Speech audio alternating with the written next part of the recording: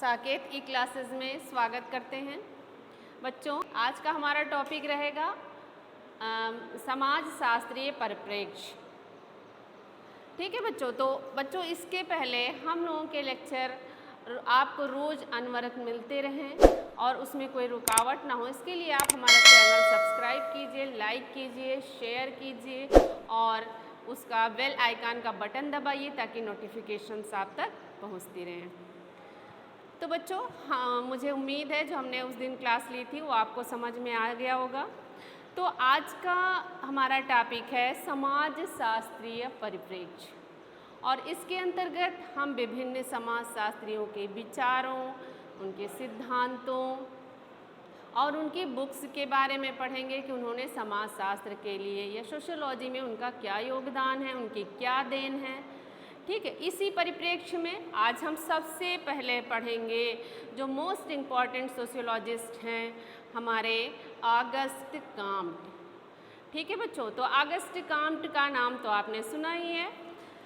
तो August Comte को father of sociology भी कहा जाता है।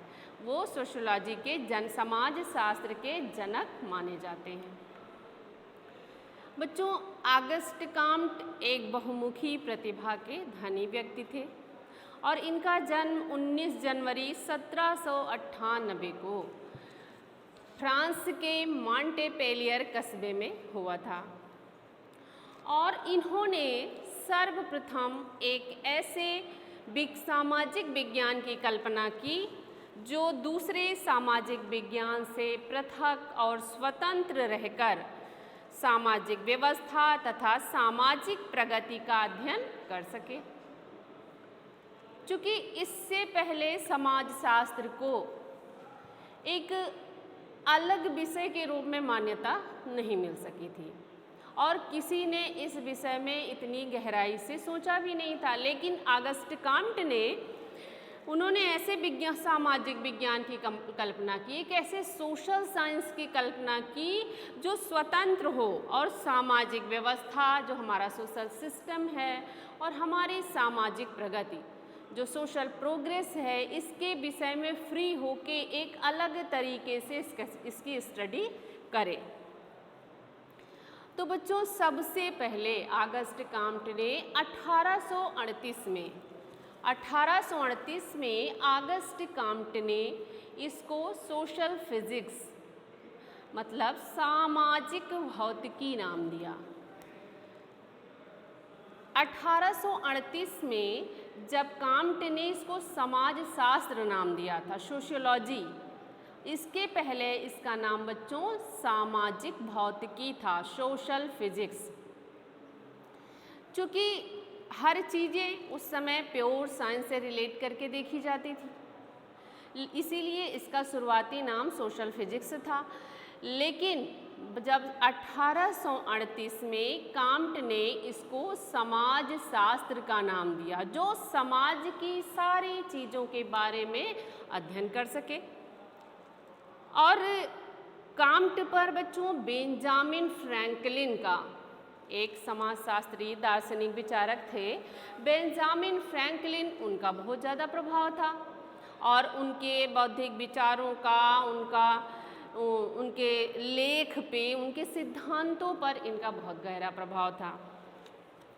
इसके अलावा बच्चों सेंट साइमन ये इनका भी ऑगस्ट कॉम्ट पर बहुत बड़ा प्रभाव था और कुछ समय उनके साथ रहने के बाद, ये सेंट साइमन एक दार्शनिक थे, फिलासफर, तो कुछ समय उनके साथ रहने के बाद कॉम्ट उनसे इतना ज़्यादा प्रभावित हुए कि उनके निजी सचिव भी बन गए थे। तो बच्चों, ऑगस्ट कॉम्ट जब इतने अच्छे बौद्धिक विचारों से धनी व्यक्तियों के साथ रहते हुए उनके विचारों में भी और निखार आता चला गया और वो चीज़ों को गहराई से सोचने और ज़्यादा गहराई से सोचने लगे। तो बच्चों, कॉम्ट की समाजशास्त्र को देन क्या है? तो ऑगस्ट कॉम्ट का तो समाजशास्त्र में सबसे महत्वपूर्ण स्थान है। पहले तो वो समाजशास्त्र के जनक ही माने जाते हैं क्योंकि उन्होंने ही सामाजिक भौतिकी को 1838 में समाजशास्त्र नाम दिया था, इसीलिए उनको समाजशास्त्र का जनक माना जाता है। और इसके अलावा उन्होंने बहुत से ऐसे कार्य किए जिससे समाजशास्त्र एक स्वतंत्र विषय के रूप में स्थापित हो सका। ये भी एक कारण है उनको समाजशास्त्र का जनक माने जाने का। बच्चों, इसके बाद उन्होंने दिया चिंतन के 3 स्तरों का नियम। चिंतन के 3 स्तरों का नियम भी ऑगस्ट कॉम्ट की समाजशास्त्र को एक महत्वपूर्ण देन है। ठीक बच्चों, इसके बाद प्रत्यक्षवाद की स्थापना, ये इनका बहुत बड़ा सिद्धांत है और इसी के आधार पर बहुत सी समस्याओं का, सोशल समस्याओं का, उनका वर्गीकरण, निरीक्षण, अवलोकन और परीक्षण करना संभव हो पाया। फिर उन्होंने दिया विज्ञानों का संस्तरण कि कौन सा विज्ञान किस श्रेणी में आता है। समाजशास्त्र कहाँ है, गणित कहाँ है, खगोल शास्त्र कहाँ है, रसायन शास्त्र कहाँ है, ये उन्होंने बताया इसमें। फिर समाज की सावयवी अवधारणा दी। सावयव मीन्स होता है शरीर। तो उन्होंने कहा समाज और शरीर एक समान है। जैसे वो धीरे धीरे विकसित होता है और प्रत्येक अंग का कार्य अलग होता है, वैसे ही समाज के सारे अंग, समिति, संस्था, समुदाय, इन सब का कार्य अलग अलग होता है और इन सबको मिला के समाज का निर्माण होता है। जैसे हमारे शरीर के सारे बॉडी पार्ट्स अलग अलग होते हैं, आँख का कार्य अलग है, हाथ का अलग है, पैर का अलग, लेकिन सबको मिला के शारीरिक संरचना का निर्माण होता है। तो बच्चों, इसके बाद उन्होंने समाजशास्त्र के अध्ययन के क्षेत्र का भी निर्धारण किया कि जो समाजशास्त्र है इसके अंतर्गत किन किन चीज़ों का अध्ययन किया जाएगा। ठीक बच्चों, इसके बाद सामाजिक पुनर्निर्माण की योजना भी उन्होंने प्रस्तुत की। किसी भी समाज के पुनर्निर्माण में किन किन चीज़ों का योगदान ज़्यादा महत्वपूर्ण होता है और कैसे उसके प्लानिंग की जाए, इन सब चीज़ों की भी जानकारी कॉम्ट ने दी। और ये सारी चीज़ें कॉम्ट की समाजशास्त्र को एक महत्वपूर्ण देन मानी जाती हैं। तो बच्चों, उनके सबसे पहले सिद्धांत को हम पहले जानेंगे कि प्रत्यक्षवाद का सिद्धांत जो उन्होंने दिया था कि प्रत्यक्षवाद क्या है। तो बच्चों, प्रत्यक्षवाद का अर्थ है वो चूँकि ऑगस्ट कॉम्ट फ्रांस के थे, तो उन्होंने फ्रांसीसी परंपरा में जो ये पॉजिटिव शब्द का प्रयोग एक ऐसे दृष्टिकोण के लिए किया जाता है जो रचनात्मक, निष्पक्ष अथवा यथार्थ अवलोकन पर आधारित हो। ठीक है बच्चों, तो उन्होंने ऐसी फ्रांसीसी परंपरा में जो पॉजिटिव शब्द है तो उसको उन्होंने प्रत्यक्षवाद के लिए यूज किया, क्योंकि वो रचनात्मक था, क्रिएटिव था, वो निष्पक्ष, उसमें किसी के लिए कोई विशेष झुकाव नहीं था और यथार्थ रियलिटी बेस्ड ऑब्जर्वेशन था वो। तो इसीलिए प्रत्यक्षवाद की अवधारणा उन्होंने दी और यही प्रत्यक्षवाद का अर्थ है। तो बच्चों, प्रत्यक्षवाद निरीक्षण, परीक्षण तथा वर्गीकरण पर आधारित।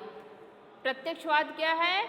निरीक्षण, परीक्षण तथा वर्गीकरण पर आधारित वैज्ञानिक विधि द्वारा सामाजिक घटनाओं का, वैज्ञानिक विधि मीन्स एकदम साइंटिफिक मेथड होता है किसी भी सोशल एक्शन को भी, सोशल एक्शन या कह लीजिए या समाज की किसी भी चीज़ को समझने के लिए साइंटिफिक मेथड उन्होंने जो दिया उसी को प्रत्यक्षवाद कहा जाता है। तो वैज्ञानिक विधि द्वारा सामाजिक घटनाओं को समझना ही प्रत्यक्षवाद कहलाता है। ठीक है बच्चों, इसके बाद रेमंड एरा ने भी कहा कि प्रत्यक्षवाद का संबंध, रेमंड एरा ने कहा कि प्रत्यक्षवाद का संबंध घटनाओं के अवलोकन, जिसको हम ऑब्जर्वेशन कहते हैं, उनके विश्लेषण, एनालिसिस, कि कोई घटना हुई है तो इसका कारण क्या है, इसका भविष्य में क्या प्रभाव पड़ेगा, ये एनालिसिस किया जाता है।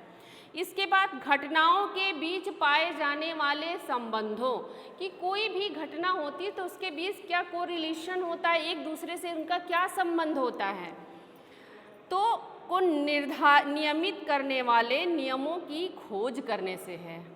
मीन्स प्रत्यक्षवाद का संबंध घटनाओं के अवलोकन, उनके विश्लेषण तथा घटनाओं के बीच पाए जाने वाले संबंधों को नियमित करने वाले नियमों की खोज करने से है।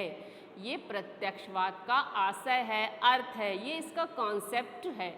और मुझे उम्मीद है कि आप लोगों को प्रत्यक्षवाद का कॉन्सेप्ट क्लियर हो गया होगा। तो बच्चों, तो उन्होंने उन्होंने इसके 3 स्तरों में बांटा है। तो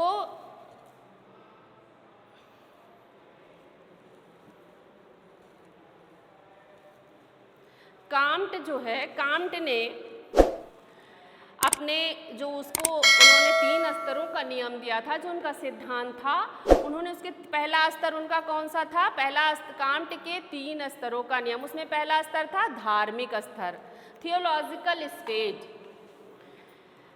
बच्चों, जो थियोलॉजिकल स्टेज था, धार्मिक स्तर था, जो उन्होंने 3 स्तरों का नियम दिया था, तो जो धार्मिक स्तर है, थियोलॉजिकल स्टेज आपका, उसमें उन्होंने पहला बताया कि जीवित सत्तावाद अथवा प्रेतवाद। उन्होंने कहा जब लोगों को कोई जानकारी नहीं थी, जब लोग किसी भी साइंस को बहुत नहीं समझते थे, तो वो प्रत्येक जीवित चीज़ मीन्स पेड़ पौधा, प्राकृतिक घटनाओं को, इन सब चीज़ों में जीवन समझते थे और वो सोचते थे कि इन्हीं के द्वारा ये पूरे विश्व का संचालन हो रहा है।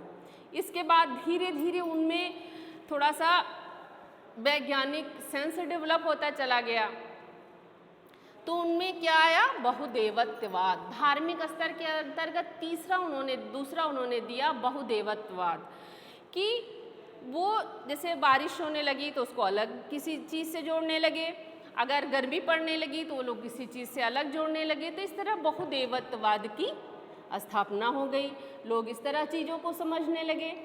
फिर तीसरे में था बच्चों एकेश्वरवाद। लेकिन जब लोग परिपक्व हो गए और चीज़ों को गहराई से समझने लगे, तो समझने लगे हाँ कुछ ऐसी क्रियाएं हैं, इसका कोई कारण होता है, और वो एक मत हो गए और उसमें विश्वास करने लगे। तो ये धार्मिक स्तर के अंतर्गत इन्होंने 3 सब स्टेजेस दिए थे। थियोलॉजिकल स्टेज में 3 सब स्टेजेस थे। पहला था आपका जीवित सत्तावाद अथवा प्रेतवाद, दूसरा था बहुदेवत्ववाद, और तीसरा था आपका एकेश्वरवाद। तो इसके बाद दूसरा स्तर आपका कौन सा था? तात्विक स्तर, मेटाफिजिकल स्तर। तो बच्चों, धार्मिक स्तर में उन्होंने बताया कि आपका जो ये तात्विक स्तर में उन्हें बताया कि प्रत्येक चीज़ किसी ऐसे तत्व के द्वारा बनी हुई होती है और उससे संचालित होती है, उसी के द्वारा सारी घटनाएं संचरित होती हैं। फिर आपका चौथा स्तर उन्होंने दिया था प्रत्यक्षवादी या वैज्ञानिक स्तर। जो ये स्तर है आपका प्रत्यक्षवादी या वैज्ञानिक स्तर, इसमें किसी भी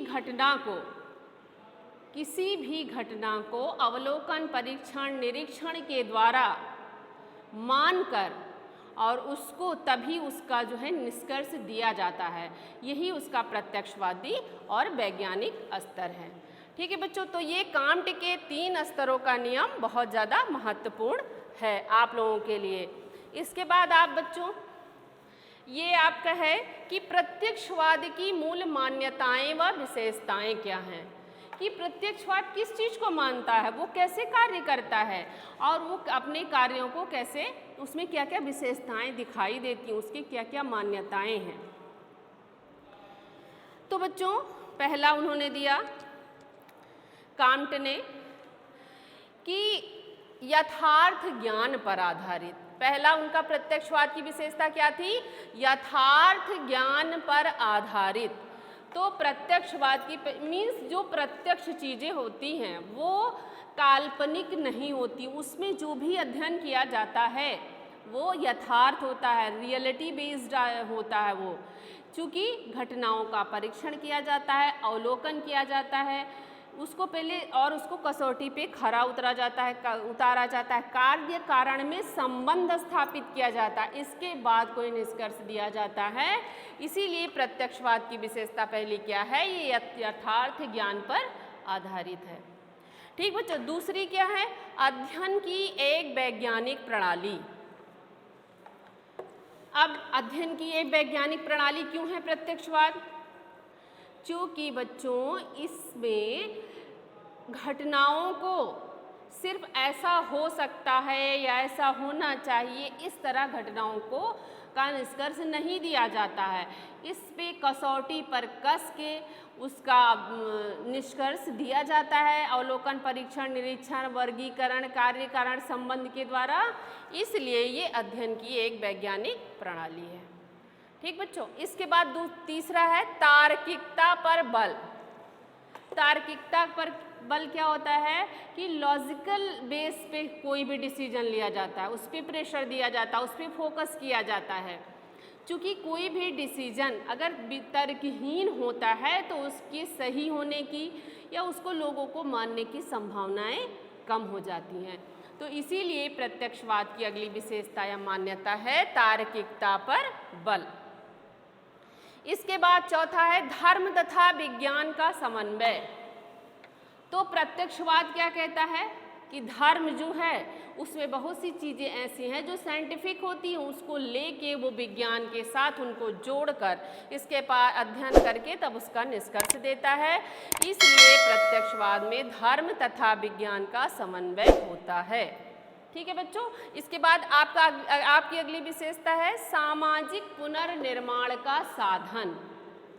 सामाजिक पुनर्निर्माण का साधन। तो ये साधन कैसे है सामाजिक पुनर्निर्माण का? चूंकि सामाजिक जब कोई भी घटना या कार्य होता है तब उसके में जो कार्य कारण संबंध होता है, निष्कर्ष निकाला जाता है। तो ऐसे निष्कर्ष दिए जाते हैं जो निष्कर्ष समाज के लिए उपयोगी होते हैं और समाज के पुनर्निर्माण में योगदान देते हैं। तो इसलिए इसके निष्कर्ष क्या होते हैं? इसकी बात प्रत्यक्षवाद क्या है? सामाजिक पुनर्निर्माण के साधन में सहयोग देता है। ठीक है बच्चों, फिर आपकी अगली विशेषता क्या है? सामाजिक घटनाएं निश्चित नियमों पर आधारित। तो सामाजिक घटनाएं निश्चित नियमों पर कैसे आधारित होती हैं? क्योंकि बच्चों देखो, कोई भी कार्य या कोई भी इवेंट्स या घटनाएं बिना किसी कारण के और या बिना किसी निश्चित नियम के नहीं होती हैं। और उसका कारण क्या है? जब कोई घटना निश्चित नियम पर आधारित नहीं होगी तो उसका जो सल्यूशन आएगा या उसका जो भी निष्कर्ष निकलेगा तो वो जो है समाज के लिए एकदम बेकार होगा। वो समाज के पुनर्निर्माण में योगदान ही नहीं दे सकता क्योंकि वो स्वयं किसी नियम कानून के द्वारा नहीं आया। इसलिए प्रत्यक्षवाद सब चीज़ को अवलोकन, परीक्षण, वर्गीकरण, निरीक्षण, कार्य कारण संबंध, ये सारी चीज़ें करके तब उस पर जो है निष्कर्ष देता है। तो इसलिए सामाजिक घटनाएं निश्चित नियमों पर आधारित होती हैं। ठीक बच्चों, तो ये आपका था उसकी विशेषताएं। इसके बाद बच्चों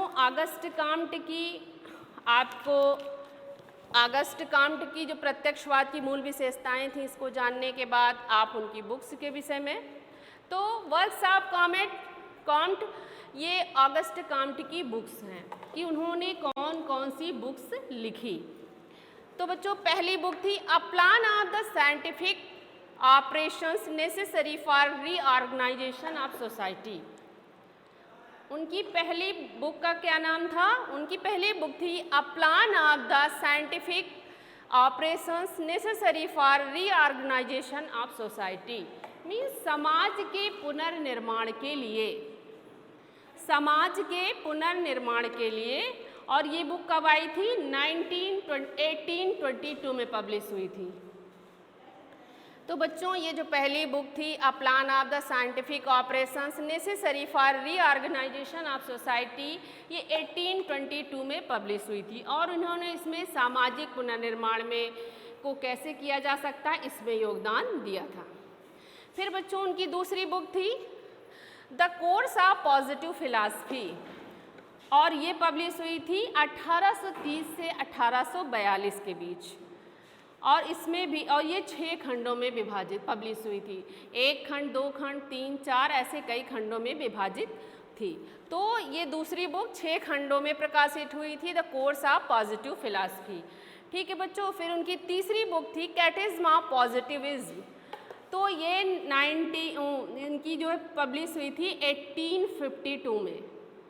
ये बुक पब्लिश हुई थी ऑगस्ट काम्टी की 1852 में। ठीक है बच्चों, इसके बाद system of positive polity. System of positive polity, इसमें इन्होंने प्रत्यक्षवाद की विस्तृत अवधारणा दी थी और ये जो है 1851 में पब्लिश हुई थी। तो बच्चों ये कांट की मुख्य रचनाएं थीं, बुक्स थीं, वर्क्स ऑफ कांट का था कि उन्होंने क्या किया। ये बहुत महत्वपूर्ण किताबें थीं और इसमें इन्होंने सारे अपने सिद्धांत के विषय में विस्तृत जानकारी दी है। ठीक है बच्चों, तो ये तो था कांट की बुक के बारे में।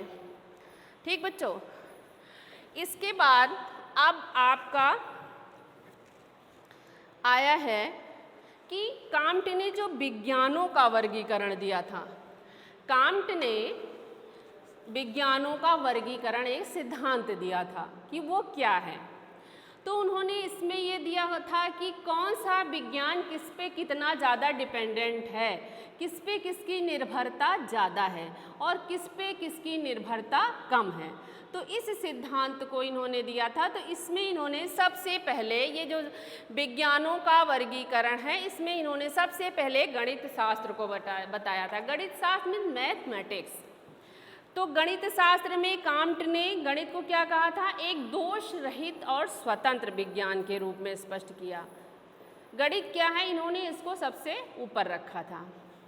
चूँकि गणित ऐसा सब्जेक्ट है या विषय है जो किसी पे निर्भर नहीं होता, इसके सिद्धांत या इसके आंसर, इसके नियम पूर्णतया अपने ऊपर रहते हैं और ये स्वतंत्र रूप से इसके निष्कर्ष निकलते हैं। तो इसमें अंक गणित, रेखा गणित और यांत्रिकी शामिल होती है। गणित, तो इन्होंने पहला स्थान किसको दिया था, गणित शास्त्र को। फिर बच्चों दूसरा इनका था, क्या था, खगोल संबंधी।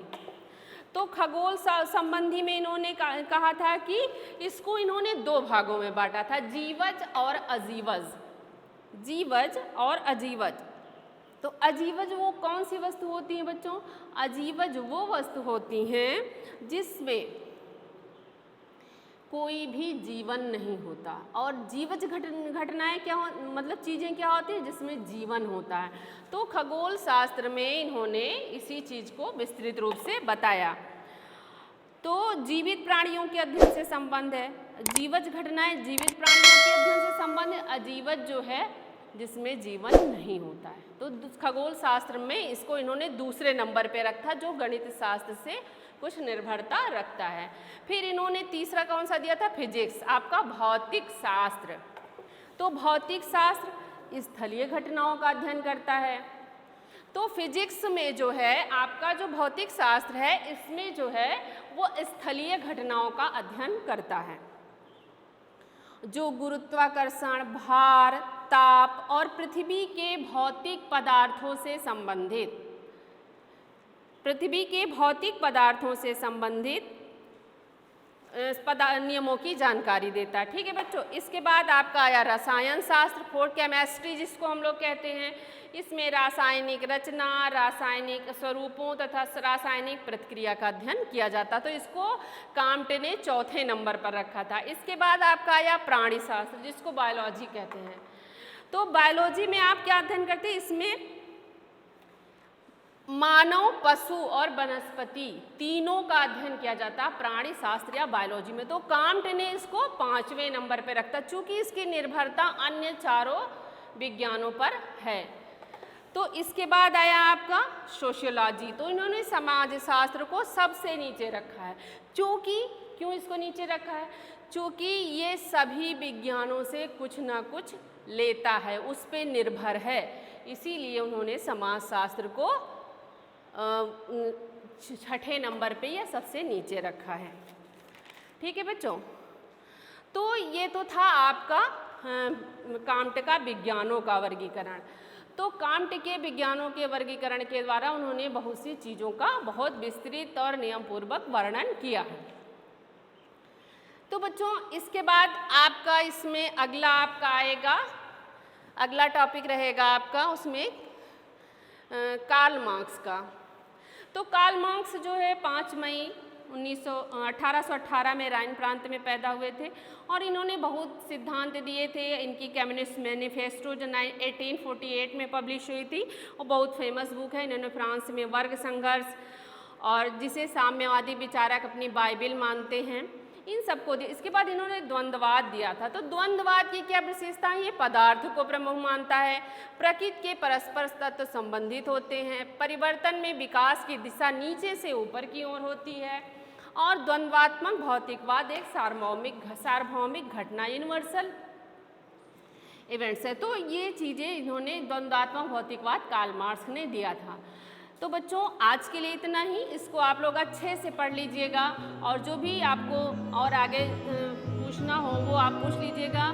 तो हम लोग फिर अगली क्लास में मिलते हैं और आपको अगले टॉपिक के विषय में बताते हैं। और आपने अगर हमारे चैनल को सब्सक्राइब नहीं किया है तो आप उसको सब्सक्राइब कर लीजिए और उसको जो है लाइक कीजिए, शेयर कीजिए और बेल आइकन का बटन दबाइए। तब तक के लिए बच्चों थैंक यू, मिलते हैं अगली क्लास में।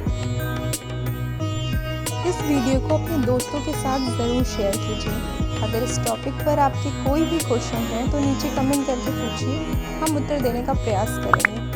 और अगर आपने अभी तक हमारे चैनल को सब्सक्राइब नहीं किया है तो तुरंत सब्सक्राइब करिए, साथ ही बेल आइकन पर क्लिक करें ताकि आगे आने वाले सभी वीडियो आप तक पहुंचते रहें और आप हमसे यूं ही जुड़ें।